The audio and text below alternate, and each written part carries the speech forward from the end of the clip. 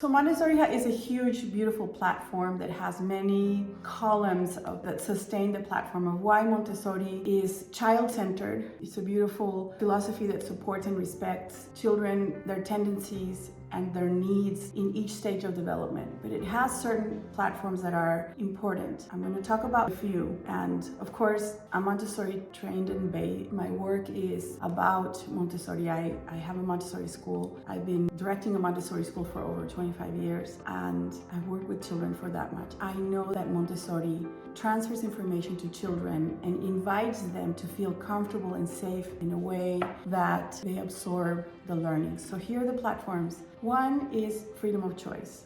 Children in the environment in Montessori have a choice to follow their intrinsic motivation and curiosity to go look for something in the environment that's prepared for them, depending on their age, to bring them, stimulation. So the child might be interested in this material or the other, and they can choose to do it. They can choose to repeat it, and they can choose to work with it as long as they want to master it, to really feel it part of them. So the other one that's really important is experience-based learning. So children need to experience the learning to be able to absorb it with all their sensories. So we are sensorial beings. We're born with, we see, we hear, we feel, we smell, we taste, we feel. All of those connections help us to be who we are in the process of development. So Montessori gives them the opportunity to experience learning and not just listen or see or do what someone says that they have to do in order for them to show that they've learned it. They have to experience it and work with their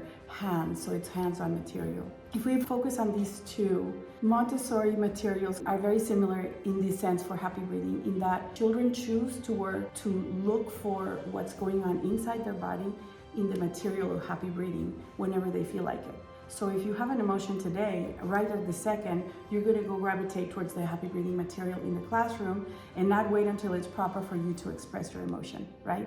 So it's a self-expression that comes whenever it comes. So the child is free to choose that material to really explore how they're feeling in a way that is honoring to them. Something else that I mentioned is that they'll have an experience with their body.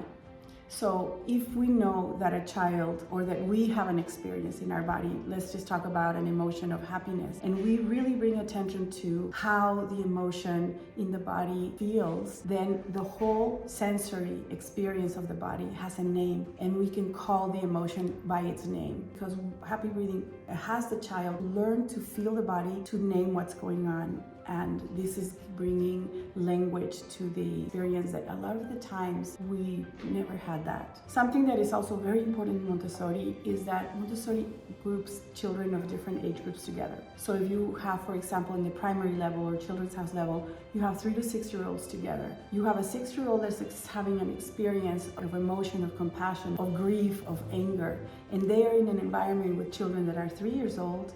Then they are learning to communicate in a way where someone that's younger than them, is learning to receive them. And also, if you're a 3-year-old, you're looking at the older child and they're expressing about emotions and learning about their body, and they're learning to see that this mentoring or this mimicking is all right, that talking about emotions and naming them and breathing through them is wonderful. So using just these 3 platforms that Montessori supports and connects and uses in the Montessori environment is wonderful. So Happy Breathing uses the Montessori philosophy with everything that we do.